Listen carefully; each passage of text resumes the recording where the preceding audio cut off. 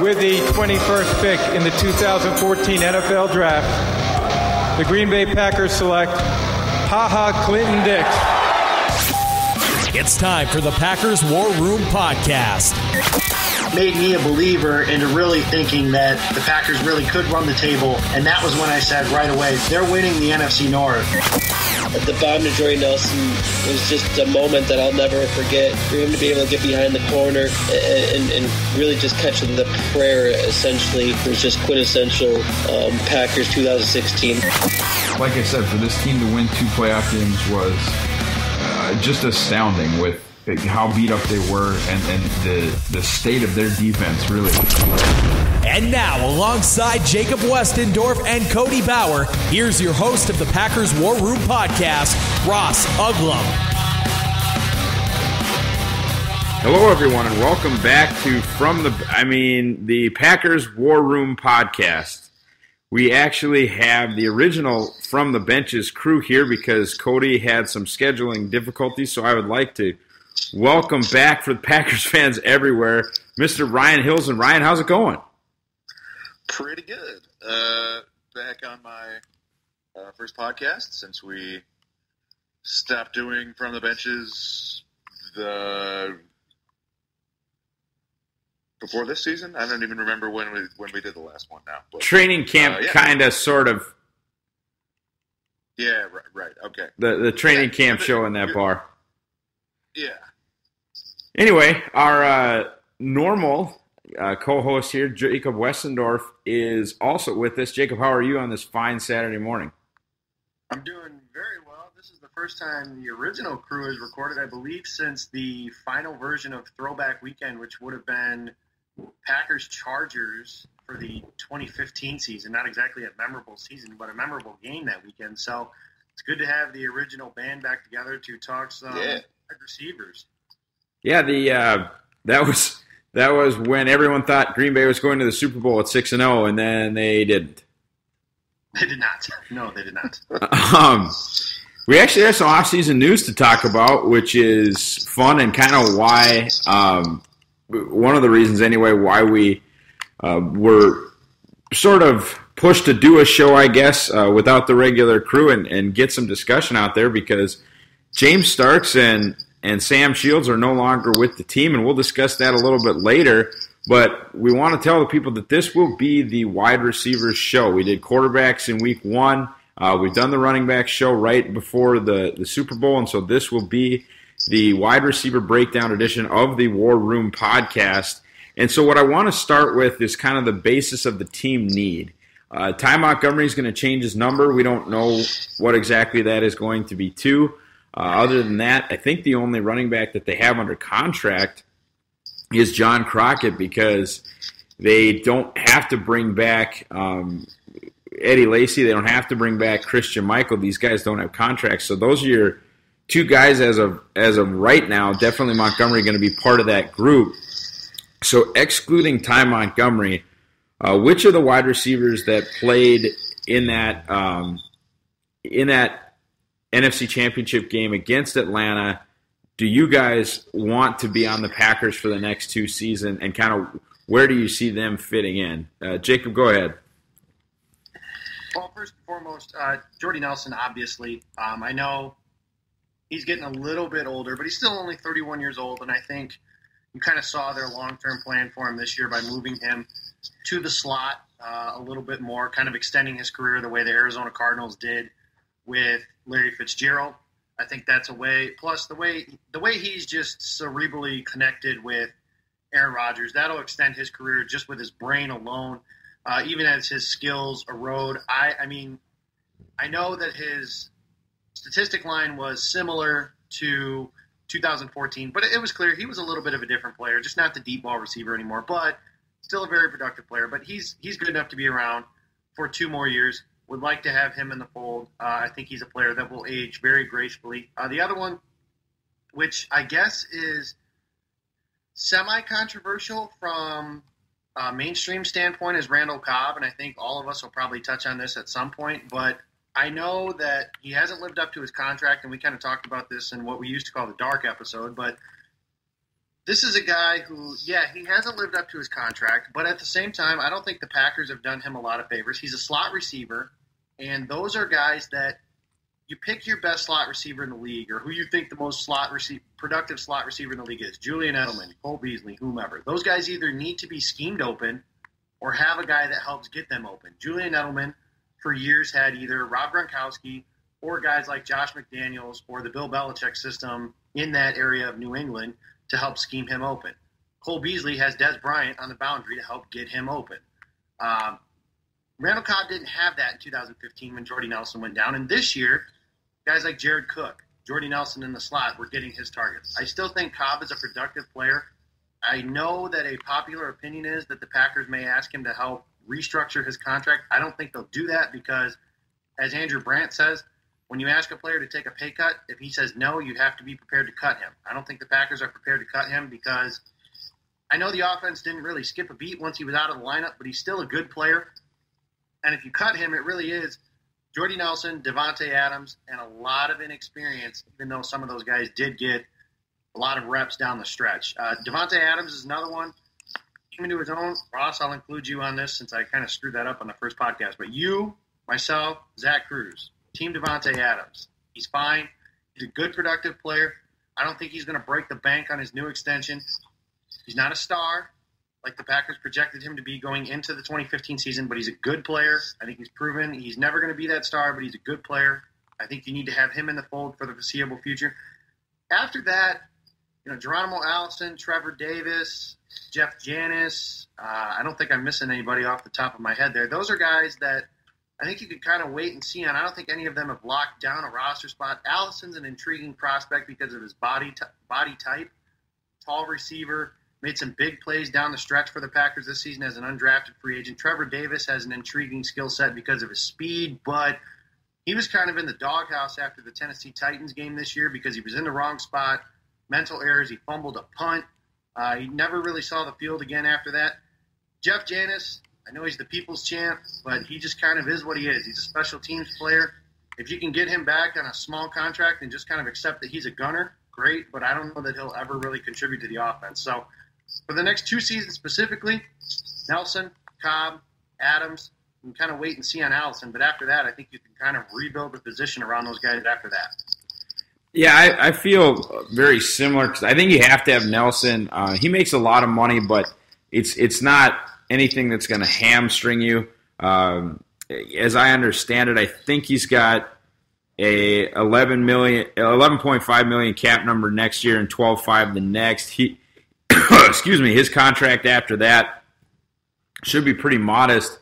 In fact, you talk about restructuring a deal. I would not be shocked to see Nelson sign sort of an extension that indicates he'll retire as a Packer, and then take kind of stretch out that $23 million that he's owed over the next 2 years, and add a little bit of money to it, but sort of stretch out those dollars and make that a little bit more palatable. I think he's actually potentially the more likely of the two to restructure their contract because I think the restructuring is going to come from Clay Matthews. If you're actually looking at contracts to work around, I think the Packers are in a tremendous bargaining position with Matthews because of his lack of pass rush production, which is really what you pay a guy as much as they're paying Clay for.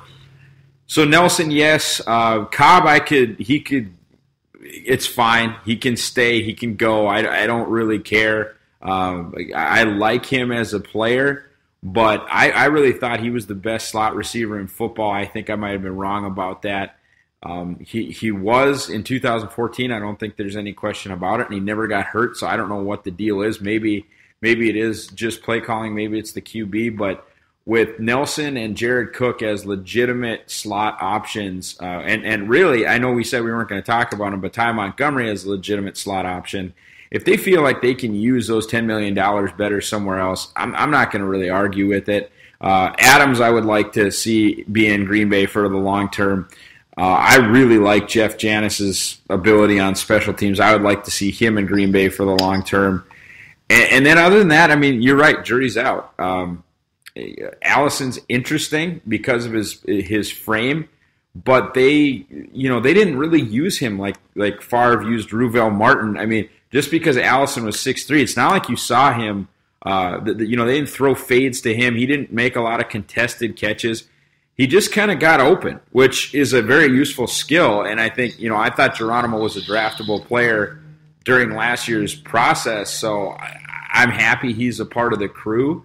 And I'm intrigued by Trevor Davis's speed. But really, other than Nelson, Adams, and Janis, I think you could take as many receivers as you really want to. Take as many lottery tickets as you feel are necessary and try and diversify that position and find another star. Ryan? Yeah, I'm obviously I want Jordy Nelson around. He's still probably my favorite player on the team, and like Jacob said, he's a player whose game I think is going to age well. He's going to be able to be a productive player even when he starts to lose his top end speed, even when some of his skills might diminish a little bit. He's going to be a guy who can be useful in the offense. I want to see Cobb here for the next 2 years. He hasn't necessarily lived up to the contract he signed at the time of signing it. But with the cap going up, I'm guessing his rank in terms of how much you're paying receivers. I'm guessing it's a lot more reasonable now with some extensions being signed in the last couple of years, and some contracts that are going to get signed this year. I'm guessing once going into this next season, his pay rank is going to be more of a reasonable number when we get down to it. I do want to see Adams back. I think he can be a good high-end number 2 wide receiver. And as long as you've got a Jordy Nelson on the other side being your number 1 guy, I think it's a perfectly capable wide receiver core, or top end of your wide receiver core with Adams and Nelson. And then after that, you keep Geronimo. I think you keep Geronimo Allison around. You're not paying him much money, but Trevor Davis, maybe he turns into something in his second year. But I think as far as Jeff Janis goes, we've seen what he is. We know what he is. If you can pay him kind of close to nothing just to be a special teams guy, great. But as far as the guys that I want on the team for the next 2 seasons, it's Nelson, Cobb, Adams, and Allison, I think. All right, so let's get to the transactions that were announced with Shields and Starks' release. You should be looking at about $44.5 million in cap space. The league at some point soon here, I think, will announce what the actual cap is going to be for the upcoming season if they haven't done so already, and we'll know exactly how much room the Packers have to mostly probably sign extensions and then also to potentially bring in some sort of a free agent help, maybe in the secondary, maybe on the perimeter on offense. We'll see. But let's first talk about, I guess, the better or the more valuable of the 2 players, Sam Shields. Was it a good move and kind of your favorite Sam memory? And I'll go ahead and go first. I think it was fine. I think you kind of had to do it. I know he maybe felt a little bit disrespected. He wanted to retire a Packer. But it's a lot to ask because I also feel like he didn't really want to retire. And when you are trying to keep playing, but it's clear that the next time somebody hits you in the head, you have to sit out the entire season, that's very difficult. And I am thinking, I'm being kind of a jerk when I talk about it too, because I'm really just talking about it from a football standpoint. There's a whole other, family life standpoint to this kind of stuff as well. But that's really Sam Shields' business. It's not my business. Just from a football standpoint, purely, if he gets hit in the head one more time, we saw what happened last season. It was a 16-week plus injury. So I just think that you can't have anybody in tackle football who's one hit away from not being able to contribute for the rest of the season. You certainly can't do that for $9 million. And so I think it was probably good for the Packers to move on. I know Sam, like I mentioned, is saying that he's not retired. I would be surprised if anybody picked him up, but I've been wrong before. As far as my favorite Sam Shields memory, I would have to say the 2010 NFC Championship game, his interception of Caleb Haney that sent the Packers to the Super Bowl is something that I'll never forget. It's probably not even among the top three, most memorable or coolest moments from that game. But like I said, something I'm never going to forget for sure. Jacob, what are your thoughts on the Shield situation? I mean, as far as is it a good move? If you just go from a pure football standpoint, if he's healthy, no, it's not a good move because the Packers have three cornerbacks that were regressing last season and all allowed over 100 passer rating against them. But when you add everything else in, it's the only move that they could make because, as you said, Sam Shields still wants to play. He said that. And you kind of mentioned some things. He entered the concussion protocol on September 12th of this year. The Packers played in the NFC Championship game in the end of January. He was still in the concussion protocol, according to Mike McCarthy, when McCarthy conducted his postseason press conference, end-of-season press conference. That is a 4-month injury, and Sam Shields was still having concussion symptoms. Mike McCarthy kind of talked about this when Nick Collins suffered his injury in 2011, about how, if it was his son, he couldn't put him back out there. And I imagine it's kind of a similar thought process here with McCarthy and Thompson as to how they released Shields because they couldn't, with a clean conscience, say, you know what, forget about the money here for a minute, because I'm sure that played a factor as well. But forget about the money. We can't, with a clean conscience, put a guy out here who every time he makes a tackle, they're going to hold their breath and go, oh, my God, is he going to get back up and be able to just live a normal, healthy life? I know Sam Shields is saying he's getting better. That may or may not be true. I don't know. According to Rob Demovsky and anybody on the Packers beat that has reported anything, Sam Shields says he still wants to play. If that's going to happen, I think the Packers said, you're going to have another team take a chance on you because they can't do it with a clean conscience.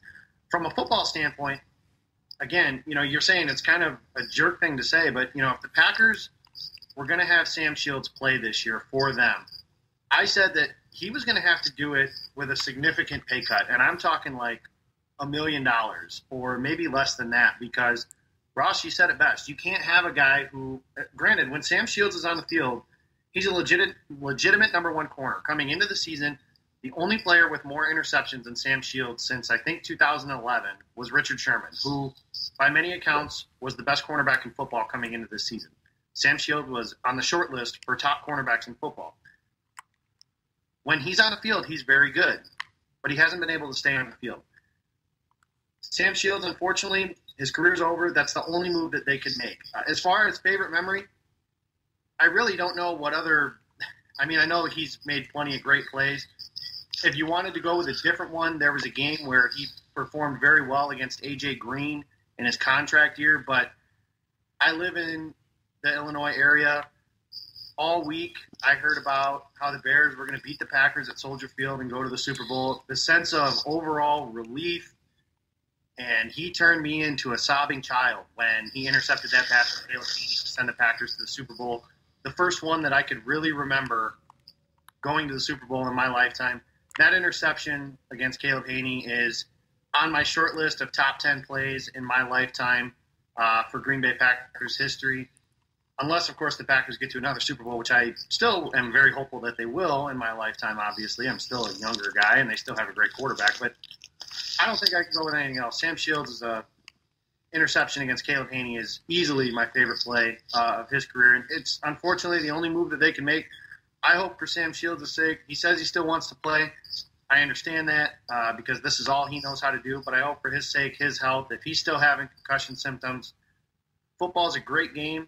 I understand he loves it, but I hope for his sake that he can find something else that he can do, whether it's on the coaching side of things. Maybe he can go broadcast or be a sideline reporter at Miami, which is where he went to college. But find something else he can do to still be involved in the game. But if he's still having headaches and concussion issues, he needs to retire. Because like you said, Ross, if one concussion is a 16-week and longer injury, because that's a 4 or 5 month injury that he's had now, he can't play anymore. And the Packers knew that. That's why they released him.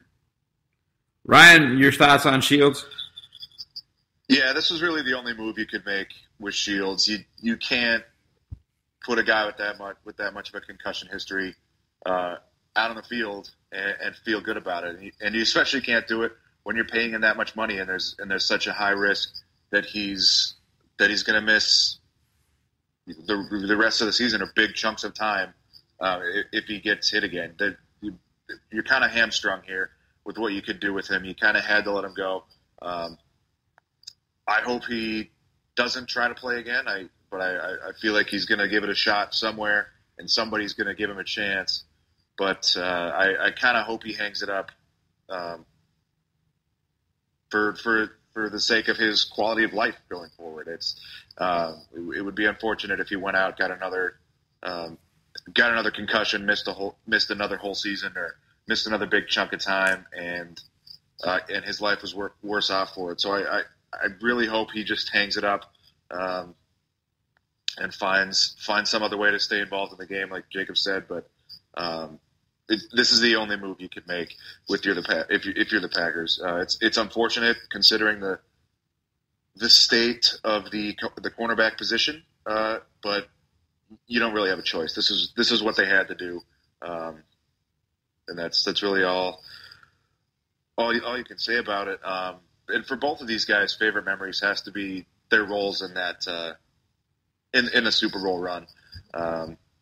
For Shields and Starks, but they're were two very key players in that run, which is my favorite memory as a Packer fan was that crazy playoff run. So these guys playing key roles in that, it's definitely the favorite memory for both of these guys.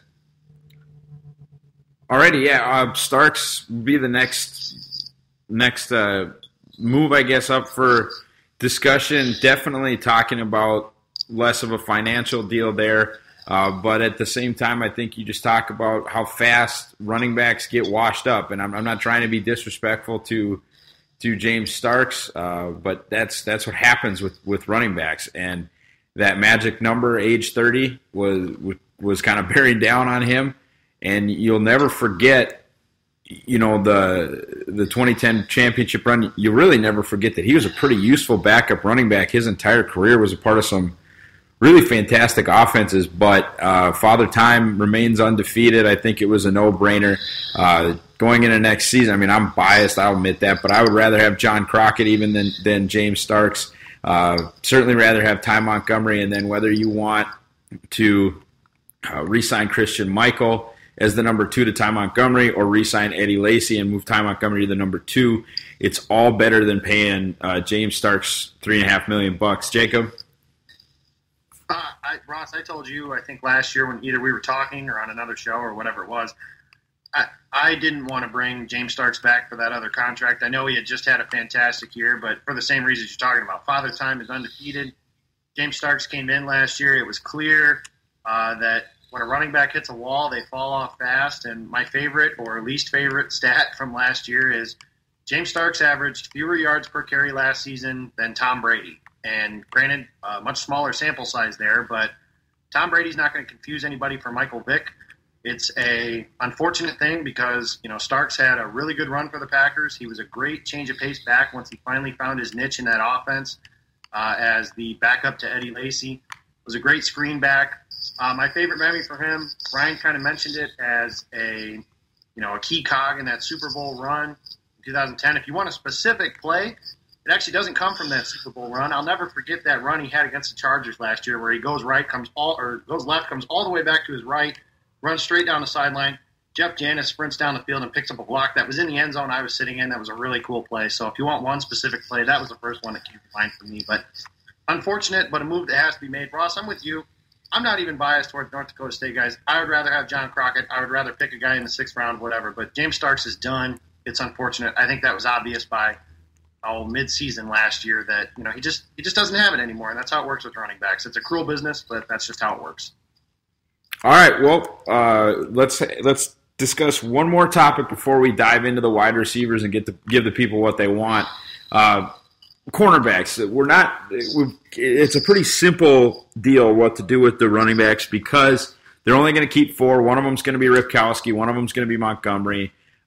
We have a pretty good, and the other options are a draft pick, Eddie Lacy, John Crockett, Christian Michael.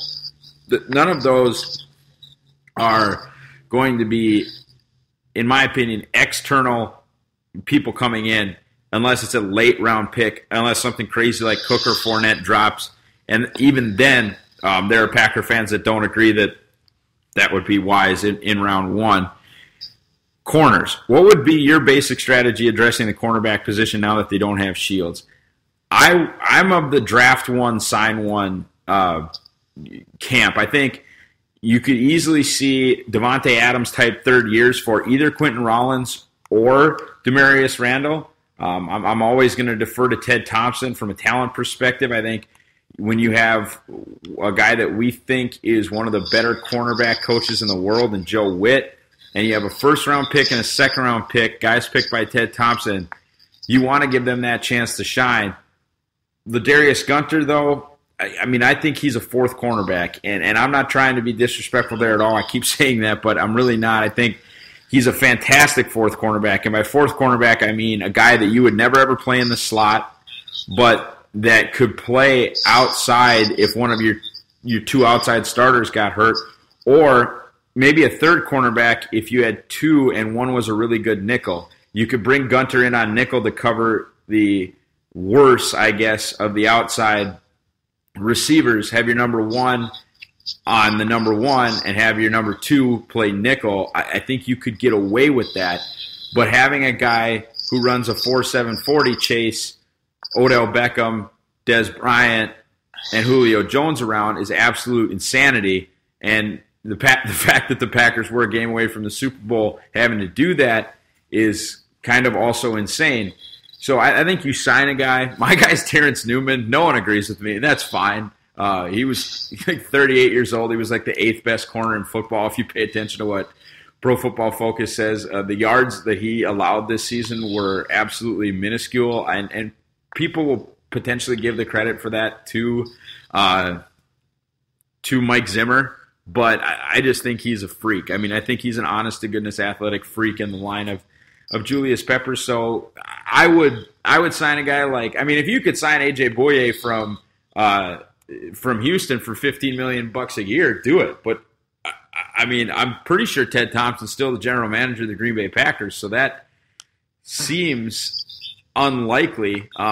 Morris Claiborne, I think potentially, because he has the stink of a first-round bust, is a better player than maybe. I think that might be one guy where you could get value, but usually corner is so valued that signing a guy for what his value is, much less, more than likely, if you're going to take a corner in free agency, you're going to have to sign him to inflated value. More than what he's worth. Finding a value is going to be very difficult. So I would sign a guy like Terrence Newman on a 1-year deal. Draft a cornerback in the first 3 rounds, and then really give Randall and Rollins that chance to progress in their third year. And I think athletically they really have something in Josh Hawkins. He had to play a little bit in the playoffs.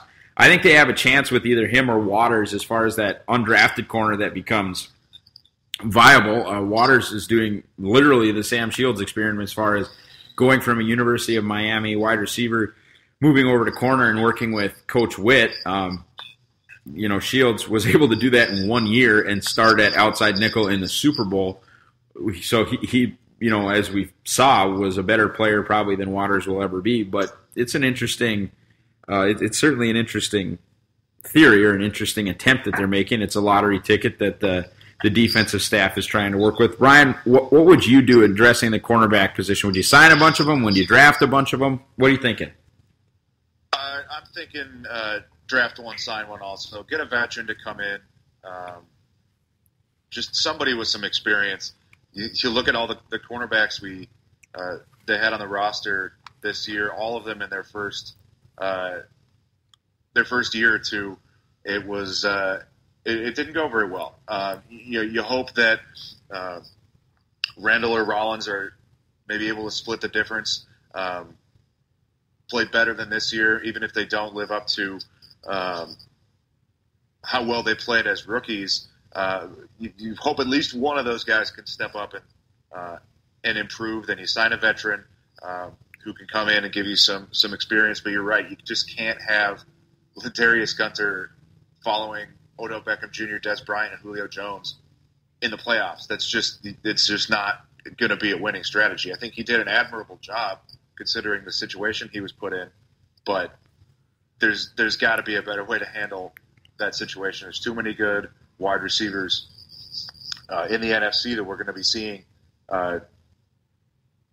in the playoffs, in big games. You've got to have somebody who can go out and at least hold their own against those guys, and we had that in Sam Shields, but with him not in the picture, you've got to get I think you've got to get a veteran with some experience, and then you draft a guy and hope he can play as well as a rookie as the play we got out of Randall and Rollins in their rookie seasons. If you've got a guy playing potentially that well, along with a Demarius Randall or Quentin Rollins improving their play going into their third year, I think you'd be kind of set if you've got a veteran in there also. So I think you add at least two, one draft, one veteran. Like you said, it's hard to get value in free agency at a cornerback, so I don't think you're going to sign more than one veteran, but I could see them not signing a veteran and drafting a couple guys. I just think you need to get somebody with some experience in there and not kind of take a lottery ticket on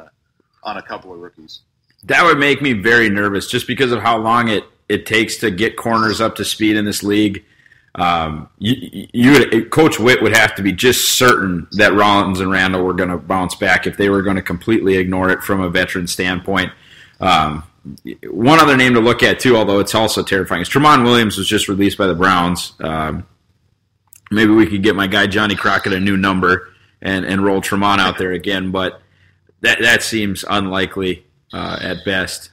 I will say also, though, that I just think to add 3 or 4 is dangerous because, as I mentioned, I'd like to give Hawkins a chance. I think he athletically certainly has a chance, and you really do have places on a roster for Randall, Rollins, and Gunter. So you already have 4 that you know you want to move forward with.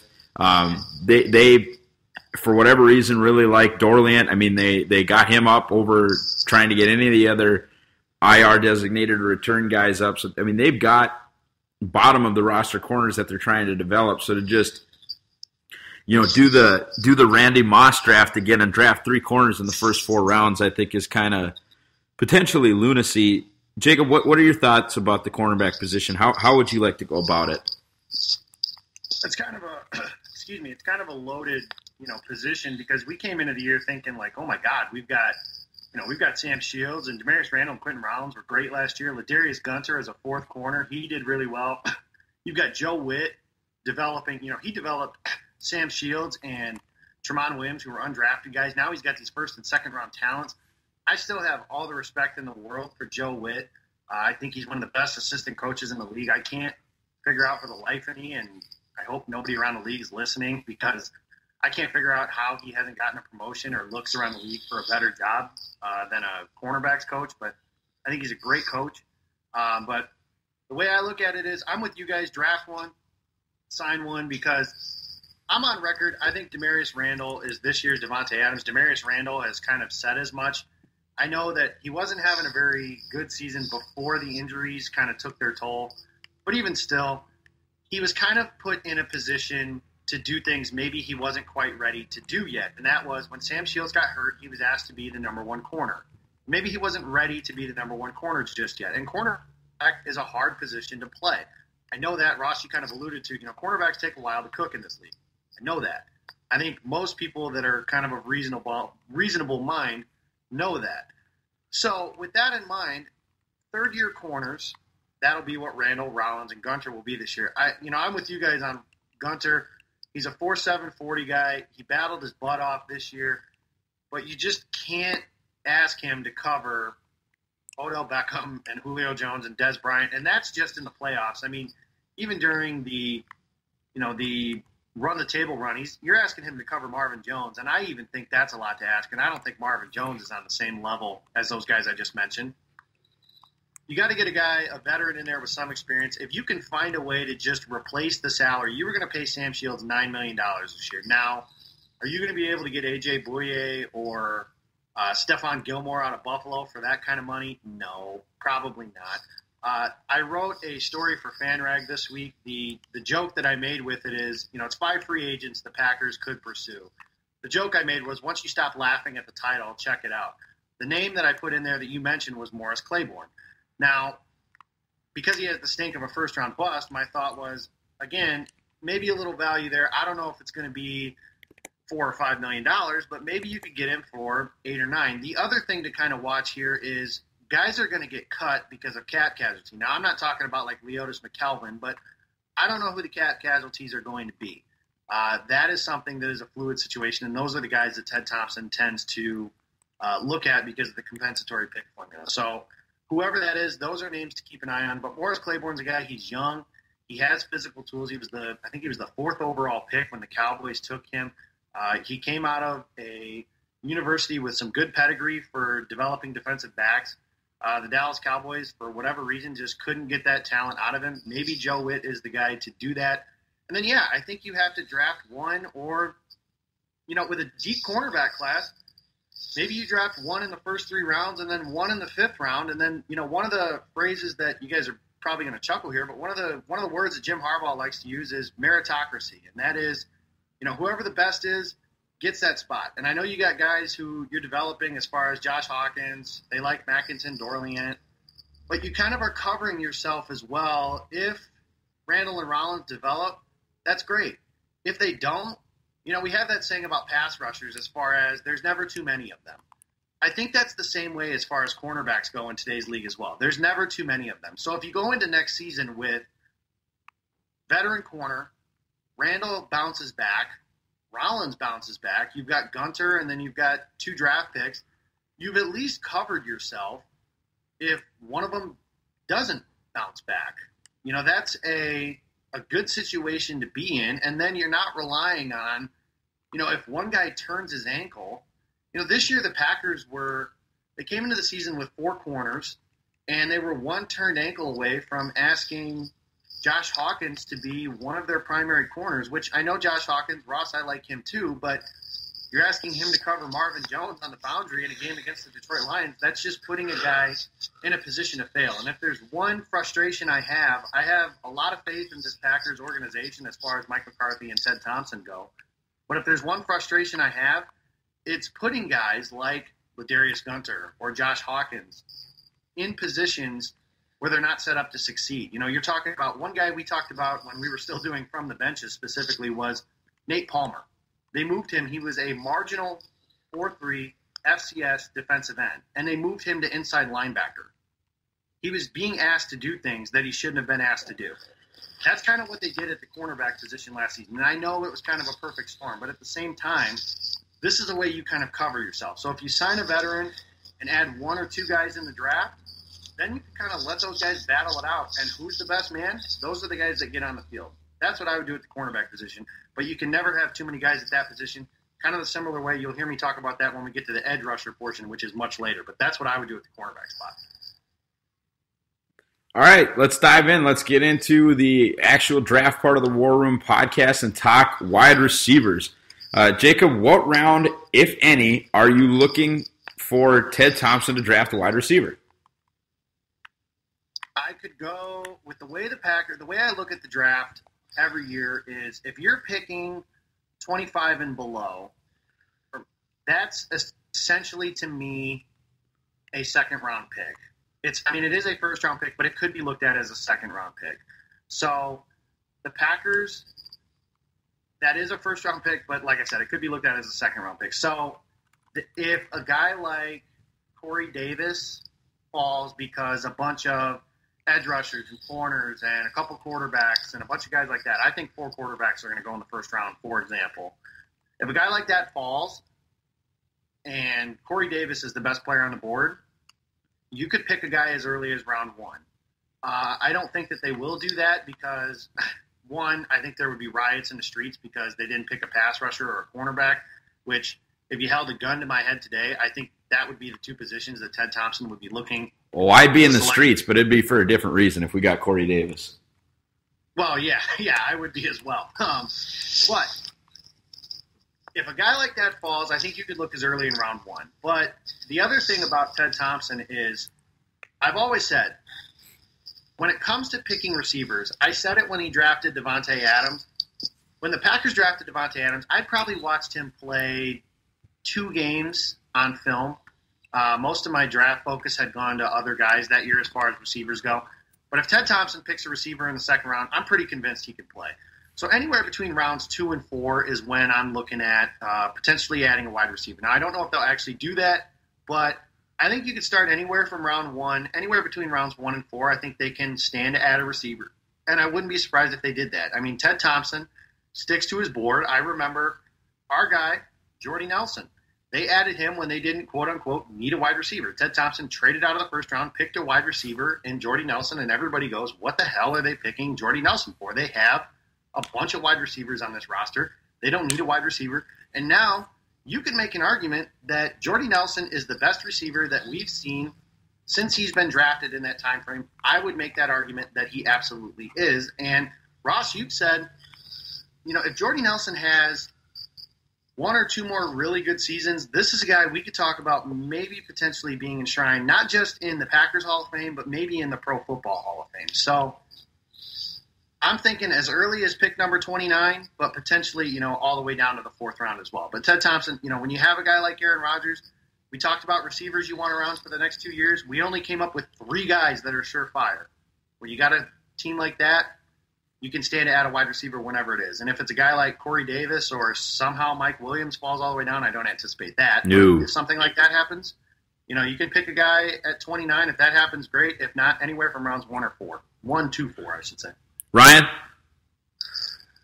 Yeah, I think you look at it starting in round 1 also. It's I think at least in the next 2 years, you want to get somebody at the wide receiver position in either round 1 or 2 that can, eventually be your Jordy Nelson replacement. You're the guy who can be your number 1 when Jordy either eventually moves to the slot full time and isn't asked to be your number 1, or if he just, maybe hangs it up after he turns 34 or something like that. I think either in this draft or in the next draft, you have to take somebody in either round 1 or round 2 that can be the guy who's going to take Jordy Nelson's spot. I don't think Davante Adams is that guy at this point. I think he's a high-end number 2.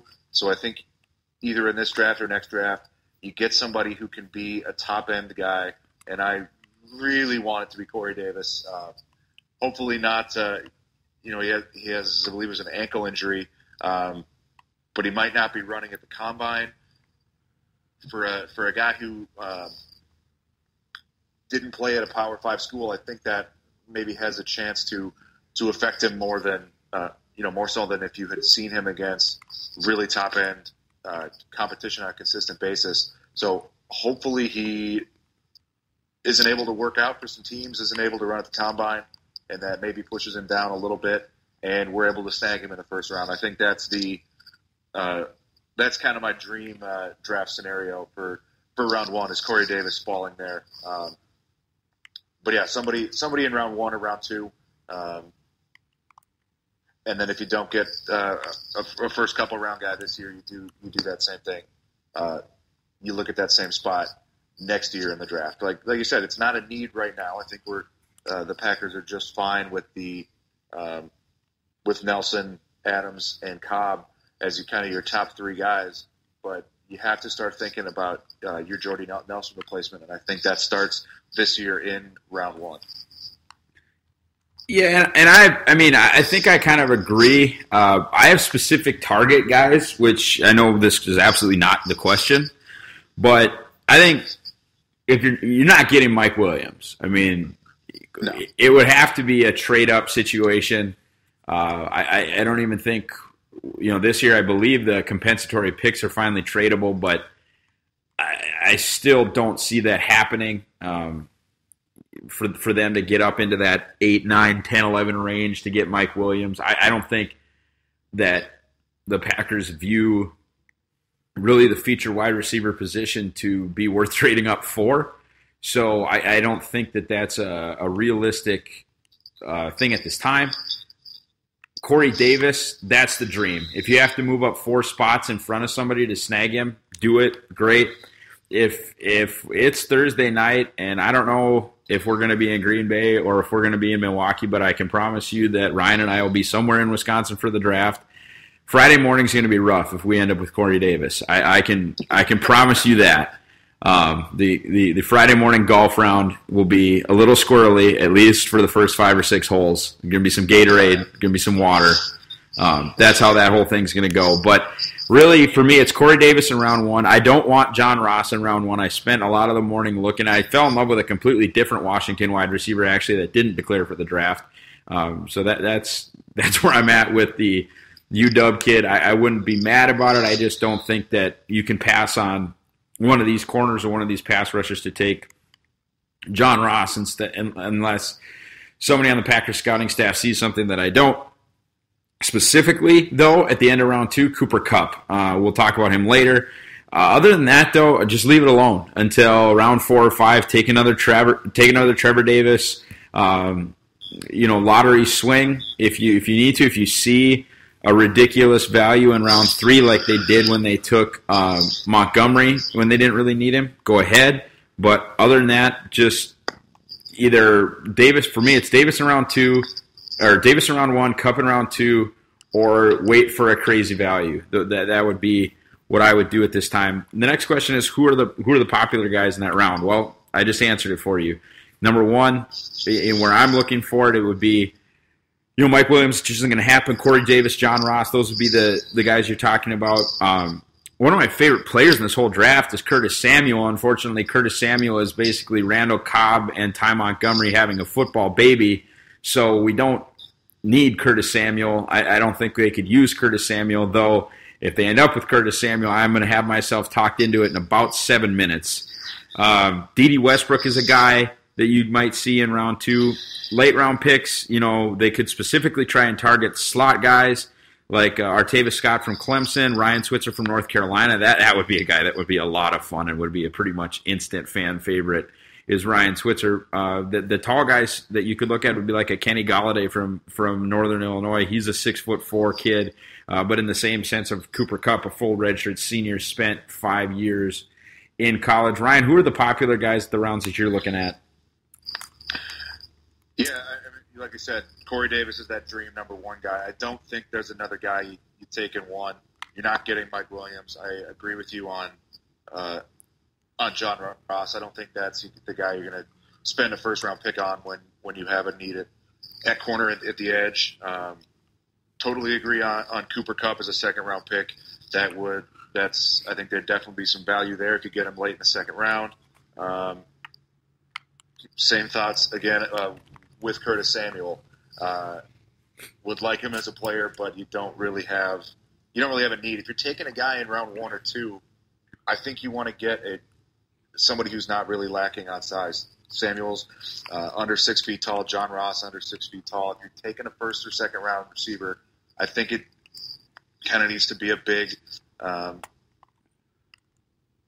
one of the bigger guys. Cooper Kupp's at 6'2", Corey Davis at just a shade under 6'3". I would like to see a bigger, taller receiver if we're going to take one in rounds 1 or 2. I don't really see the point of taking a shorter guy, a slot guy in round 1 and 2. If you believe that Randall Cobb is going to be in the wide receiver plans over the next couple of years, like I do, I don't think taking a slot type guy or an undersized guy in rounds 1 or 2 makes a whole lot of sense. So yeah, it's Corey Davis in 1 and Cooper Kupp in 2 are kind of my that's my wish list for your first 2 rounds at wide receiver.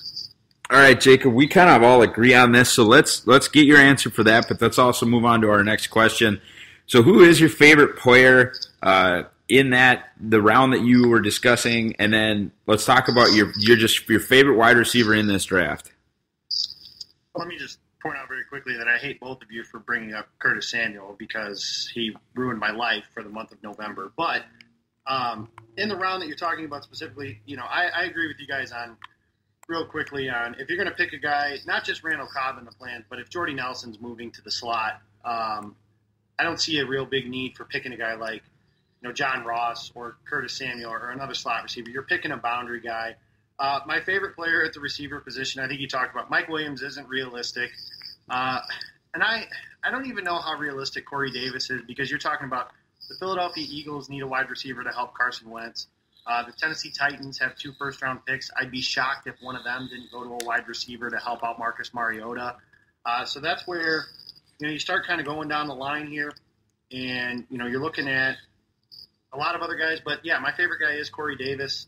If you're looking at some other guys here, you've got guys like Zay Jones out of East Carolina. He's a taller guy that can play the boundary. Isaiah Ford out of Virginia Tech. Those are guys that I think you can get in rounds 2 or 3 that'll play the boundary for you.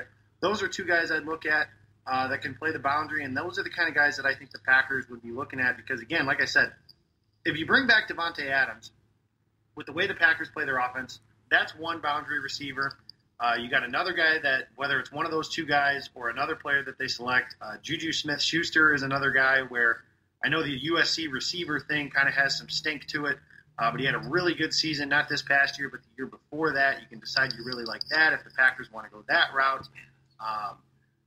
You have another guy on the other boundary, and then Jordy Nelson's your slot receiver, and then you have probably Jared Cook around, or if they draft the tight end of the future, which we'll talk about that next week on the next episode here. But, my big thing on this receiver is boundary guy, because, like you guys have mentioned, the slot receiver thing, they can find those guys, and you can kind of find those guys wherever, and it's a guy that you've got to scheme open. I think the Packers really need a guy that you need to look ahead to life after Jordy Nelson. And, Ryan, you mentioned Davante Adams, a good number 2, but they don't have that number 1 of the future, and they need to find one of those guys. So Zay Jones, Isaiah Ford, Juju Smith-Schuster, whoever those guys are, but those are guys in rounds 2 or 3. If Corey Davis falls all the way to number 29 and they don't have a guy like, say, my guy Sidney Jones, or, a really good edge rusher that falls all the way down there, run to the podium. If that's the guy who's there, and then you guys can have your little party. I've been a part of one of those Gatorade water, not necessarily the golf round, but I've been part of one of those parties, so I know exactly how those go. But if Corey Davis is there, run to the podium and pick him. Otherwise, those are a couple guys that you could pick in round 2 or 3, and I think you'd be pretty happy with those guys. Yeah, as far as my favorite player at the position, I did this a couple of years ago too. The Packers were never going to take him, but I really think that you've got your freak athlete receivers like A.J. Green and Julio Jones. But Mike Williams really reminds me a lot of Amari Cooper in the sense that he's just always open. He's in the always open club. He's not necessarily going to blow by you.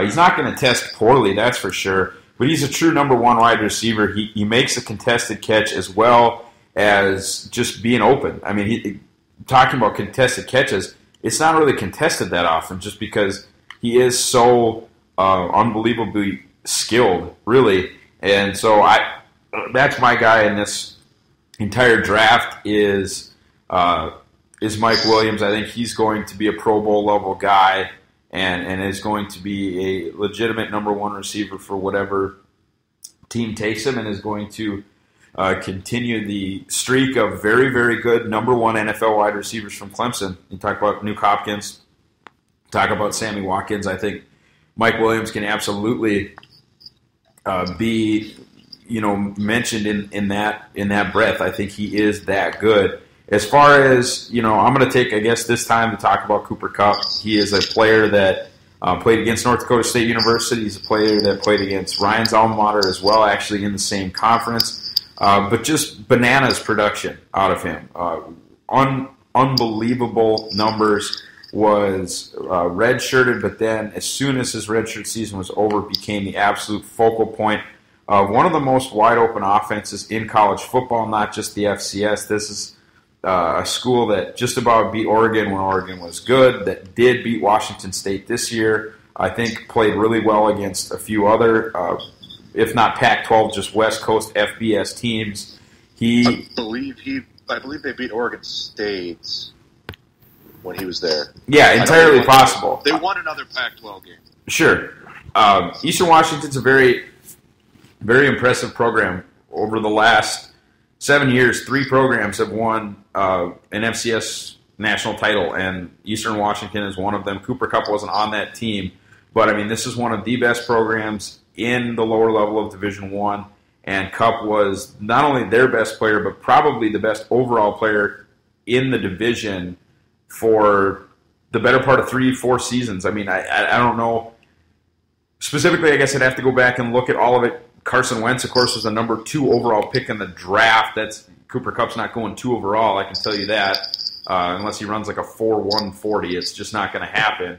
Kupp, though, incredibly impressive and has that size that we're talking about. He's a legitimate number 1 outside threat. But was asked to play in the slot as well. North Dakota State, I was at that game. They have their best secondary player was probably a perimeter corner.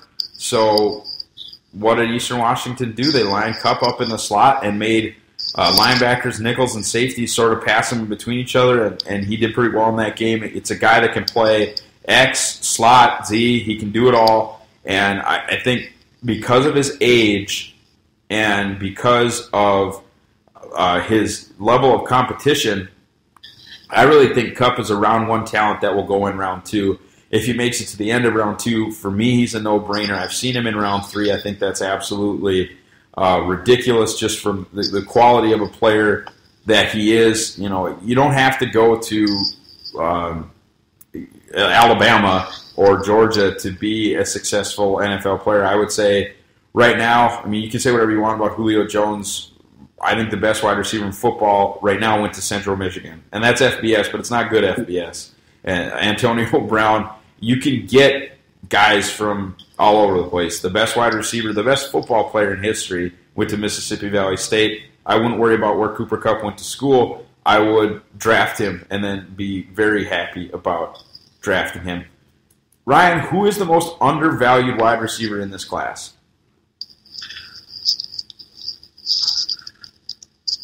As far as undervalue, I think, like you said about Kupp, I think he's a round 1 guy that's not going to go in round 1 because of his age, because he went to a smaller school. That's where you're going to get some value. I think D.D. Westbrook from from Oklahoma. He's another undersized guy. I don't think he's going to be a choice for the Packers, but I think he was another crazy productive guy in college. I think his size might scare some people off, but I think he's going to be a really solid player who's going to outperform. You know, I'm looking at ESPN's rankings, and he is at 69th overall. I think he's going to be a player that outperforms where he goes in the draft pretty early in his career. Jacob, your most underrated wide receiver in this class? My most underrated wide receiver, something I always like to look at is like a guy who plays with a skill set and kind of plays with garbage quarterback play. And something that seems to kind of keep happening is those guys at LSU, Malachi Dupre, I'm sorry, I don't know how to pronounce his name, but you kind of see that keep happening at LSU is, you know, I mean, obviously Odell Beckham Jr. is the exception to this rule, but Jarvis Landry is a guy who could have gone in late round 1, early round 2. He ended up slipping all the way to the end of the 3rd round because they play with bad quarterbacks out there, and Dupree's the same way. I mean, LSU, you know, Ross, you mentioned last week, Leonard Fournette was kind of the whole show, and I think that's because their quarterbacks there are just really bad. And I watched them play this year against Alabama, and there were plays to be made against that defense. And you watch, I mean, Alabama's got a great defense every year, but you watch Deshaun Watson play against them in the national championship game. Alabama's defense is very good, but they're not this impenetrable force that can't be beaten. There are plays there to be made against them, and LSU had plays down the field, and this guy's skipping throws into the dirt. Dupree's got good hands. He's got an ability to make plays down the field. He made some really good plays in their bowl game this year when he had some opportunities. The problem is you just didn't have a quarterback to get him the ball because this is a guy who's projected anywhere potentially if some teams see his athletic ability and potential from round 2, but he could also slip all the way to round 5 because he didn't have the production. He finished with 41 receptions and just 3 touchdowns, but the quarterback problems, this is a guy who I think could have caught like 80 balls and probably 8 or 9 touchdowns. It's just a guy who I think is undervalued. A team could really see this guy. He's a 6'3", 190-pound wide receiver. I imagine he could add some weight to his frame. Here's another boundary guy. I think the Packers could look at him, find him as a guy, again, in the 4th or 5th round, maybe his size shoots him up the draft board a little bit, but I think his lack of production really could push him down the draft boards. Undervalued guy, and lack of quarterback pushes him down the board.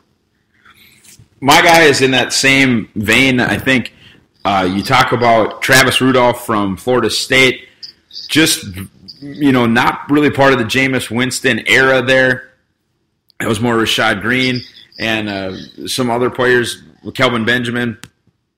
Rudolph ended up with the, kind of the poo-poo platter there as far as guys that they were trying to bring in. Sean McGuire was an existing guy. I think they brought in Everett Golson from Notre Dame, this DeAndre Francois. That Florida State spent a lot of time right after Jameis Winston trying to find a quarterback, and Travis Rudolph really, I think, is a upper, like a top 100 talent that is not going to get that respect, because I really don't think the quarterback play at Florida State after Winston was very good. But he's got that 6'1" frame that you can play outside. Not going to box people out, not going to be 6'3", 6'4", but 6'1" is good enough for an outside receiver. And I really like his game. I had to, when I was trying to work, or when I was talking to Pro Football Focus about working for them, you have to go through just this ridiculous process. Jacob, I think you went through at least part of it as well. And one of the games that they sent us was Florida State. So I watched